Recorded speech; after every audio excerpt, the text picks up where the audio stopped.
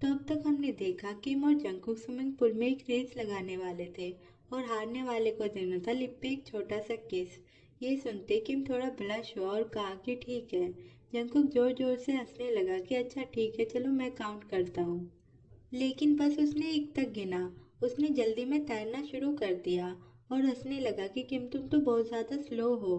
किम भी जल्दी जल्दी उसके पीछे गया, लेकिन जंगकुक एंड तक पहुंच गया था। किम ने कहा कि ये तो चीटिंग है, आपने बस एक तक गिना और अकेले अकेले चल दिए। लेकिन जंगकुक ने कहा मैंने कहाँ चीटिंग की, मैंने कहा था कि चलो गिनते हैं, लेकिन ये थोड़ी ना कहा था कि कितने तक गिनूंगा। वो किम के पास गया, उसके फेस पर करस करने लगा और कहा कि जैसी तुम्हारी स्पीड थी वैसे तो तुम मुझे कभी भी नहीं हरा पाते। तो फिर अपनी हार मान लो, चलो अपने बड़े भाई को एक अच्छी सी सर्विस दो, मतलब कि हारने वाले को जो करना था वो। कि मुंह चढ़ाते हुए उसकी ओर देख रहा था। तो जंकुक ने कहा कि बैट तो बैट होती है, तुम हार गए हो।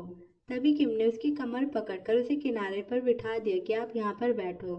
जंकुक अपने पैर फैलाता है, मतलब वो इशारे से किम को कह रहा था कि उसे क्या चाहिए, लेकिन किम ने उसकी थाई पर पिंच किया। तो जंकुक फ्लिंच हो गया कि ये कैसी सर्विस है। फिर किम ने जंकुक को जैसी सर्विस चाहिए थी उसने वैसी दे दी।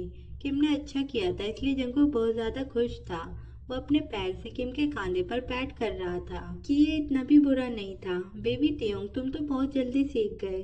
तभी किम उसका पैर पकड़ता है कि अब मेरी बारी। जंकुक को अंदाजा नहीं था, तो वो बहुत ही आराम से कहता है कि इतनी भी जल्दी क्या है।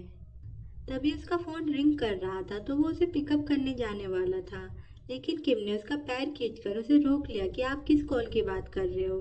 जंकुक भाग नहीं पाया और किम को जो करना था वो उसने कर लिया।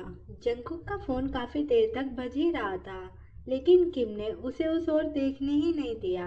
फिर काफी टाइम बाद जंकुक ने जब अपना फोन चेक किया कि ये काफी बार बज रहा था, तो शायद किसी को अर्जेंट काम होगा। उसे बार बार जेहूब कॉल कर रहा था।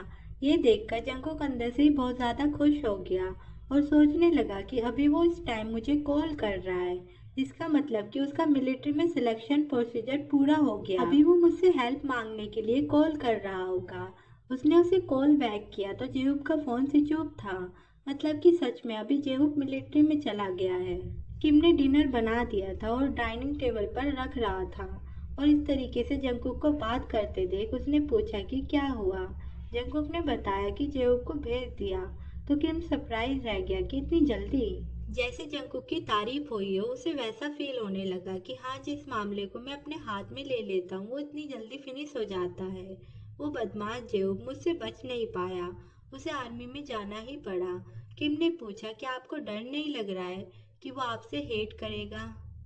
तो जंकुक कहता है कि जेब तो एकदम ही बेवकूफ़ है, हर टाइम शो ऑफ करता रहता है। अगर इतने सालों तक मैंने उसकी हेल्प नहीं की होती तो फिर दूसरे लोग उसे कितनी बार चूना लगा चुके होते। ऐसा कह सकते हैं कि मैंने ही उसे पाल पोस कर बड़ा किया है, लेकिन उसने मेरे पैसे लेकर मुझसे स्कैम करने की कोशिश की। तुम ये देख सकते हो कि किसको किससे हेट करनी चाहिए, मतलब कि उसे मुझसे हेट नहीं करनी चाहिए बल्कि मुझे उससे हेट करनी चाहिए।